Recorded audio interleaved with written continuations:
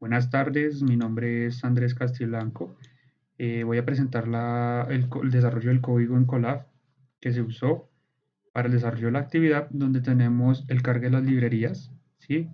Donde vamos a usar como tal una semilla reproducibilidad número 42.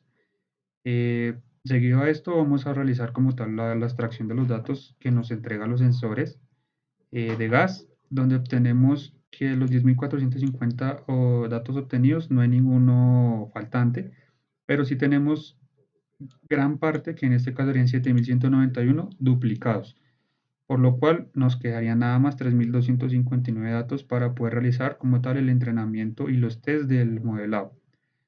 Una vez realizado esto, vamos a normalizar todos estos datos para que se hablen en un solo rango y sea más fácil realizar el entrenamiento de este modelado. Para este caso vamos a utilizar Random Forest y Logistic Regression, ¿sí? Esto me permiten, que son unos modelos que nos ayudan a realizar la clasificación de modo lineal o buscar las probabilidades de modo lineal, y otro pues por árboles y votos como tal. Son un poco diferentes, uno es para un caso más sencillo, otro es un caso más complejo, ¿sí? Entonces vamos a usar como tal esos dos modelados. Una vez realizamos eso, pues buscamos las métricas que nos confirman que el modelado sí es eficiente como tal, en donde tenemos una precisión global del 97%, un equilibrio entre el recall y la precisión, ¿sí?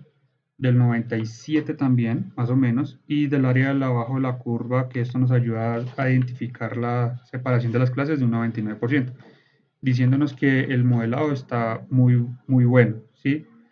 Entonces, al realizar las comparativas con las épocas, ¿sí? Realizamos un modelado de 50 épocas, donde cada vez que vamos ampliando o aumentando la cantidad, nos muestra una pérdida mucho menor, ¿sí? Pero asimismo una presión más cercana al 98, casi que al 100% entre los valores de entrenamiento y del test, ¿sí? Eh, una vez realizado eso, pues comparamos a ver cuál de los dos modelados es el más eficiente o cuál nos da el mayor porcentaje de precisión, encontrando que Random Forest es el mejor, ¿sí? Cercano al 99%. Entonces, el mismo programa ya nos va a decir cuál es el mejor modelado, lo vamos a usar, y con esto nosotros vamos a predecir como tal la matriz de confusión, donde nos dice que de todos los datos que se usaron, casi todos fueron secos, y los 208 que se usaron para quemado fueron también acertados. Solo tuvimos un dato que no fue correctamente clasificado. Esto diciéndonos que nos queda un 99.99% de precisión y separación de clase como tal. Eh, para esto mismo, entonces utilizamos el modelo por medio de Jotlib, ¿sí?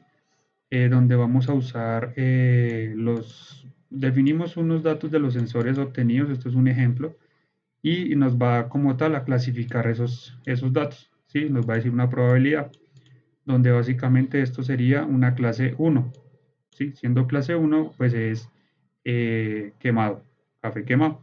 Una vez esto, realizamos una conversión de datos para poderlos comprimir y poderlos usar en un sistema embebido como tal. Acá pues lo usé para saber qué tanto peso tiene como tal el modelo, y al final obtengo una mediana y una escala, que son datos normalizados o estándar que voy a usar en mi sistema embebido, en el código del sistema embebido, para poder realizar como tal estas predicciones o probabilidades en el sistema ya montado. Esto será explicado pues más adelante. Eso es todo por ahora. Vamos entonces a representar la primera parte de la simulación de la clasificación del cacao como perteneciente a la fase práctica del curso de inteligencia artificial aplicada. Esta simulación permite representar conceptos mediante un sistema TINI-ML aplicado a dispositivos embebidos, integrando algunos sensores, procesamiento de señales e inteligencia artificial en el entorno de simulación mediante WACOWI.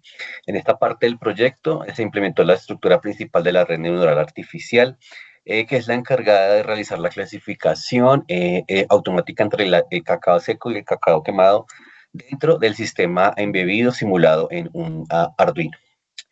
Entonces, inicialmente el código importa la librería matemática MAT, que es la que, perdón, necesaria para ejecutar operaciones avanzadas utilizadas por la IA, especialmente la función exponencial empleada en la activación sigmoide de la red neuronal. Posteriormente, entonces, definimos los pines analógicos donde están conectados los sensores, el MQ2, el MQ3, el MQ6, 7, 9 y 35. Estos sensores que nos permiten capturar las diferentes concentraciones de gases y compuestos químicos asociados al estado del cacao durante el proceso de tostado.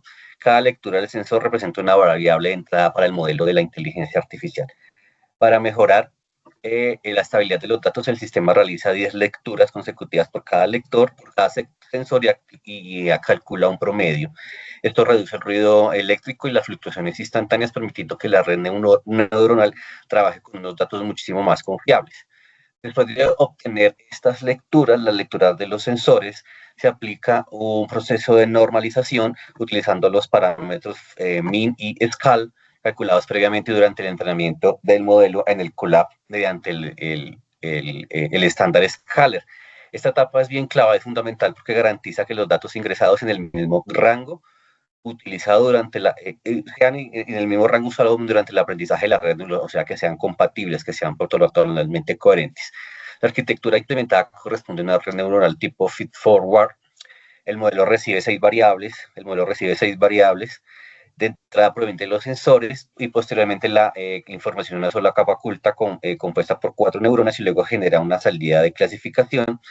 En la capa oculta se utilizan pesos, vías y la función de actividad, la función de vías y la función ReLU, la cual elimina valores negativos y mejora la capacidad del modelo para identificar algunos patrones complejos.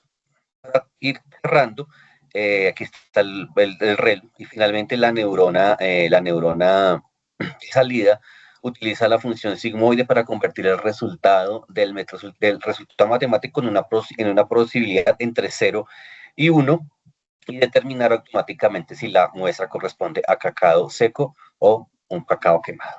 Muchas gracias. Cordial. Y voy a continuar con la explicación del código en Arduino.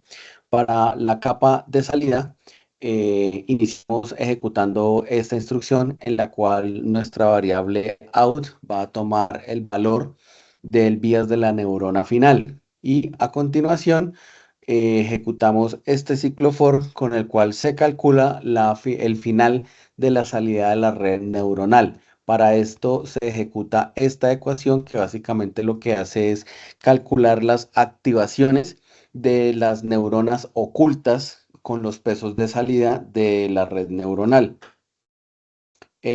A continuación, utilizamos la función sigmoid con la instrucción return sigmoid out para hacer una del resultado numérico hay 1. Esto pues nos va a representar la clasificación entre las dos clases, la que es quemado y seco. Después iniciamos la función setup, en la cual básicamente iniciamos la comunicación serial entre el Arduino y el monitor del Walkwie. Posterior, iniciamos la función loop, que es básicamente la función principal que nos va a permitir el sensado permanente de la data en los sensores y es pues la función responsable de que todo este sistema funcione. ¿Qué hacemos? Aquí tomamos la lectura de cada uno de los sensores en los pines del Arduino y los almacenamos en cada uno de las posiciones del arreglo input data, como lo podemos observar aquí. Y posterior imprimimos esta información. Estos datos, como los podemos ver acá, los llamamos información o lecturas crudas, que son los números o los datos que arroja el simulador. Como se observa, estos datos son demasiado grandes y pues hay que hacerles un ajuste porque la data con la que veníamos trabajando en el Colab son datos entre 0 y 1, datos muy pequeños y no concuerdan para poder hacer el procesamiento o la adecuada clasificación.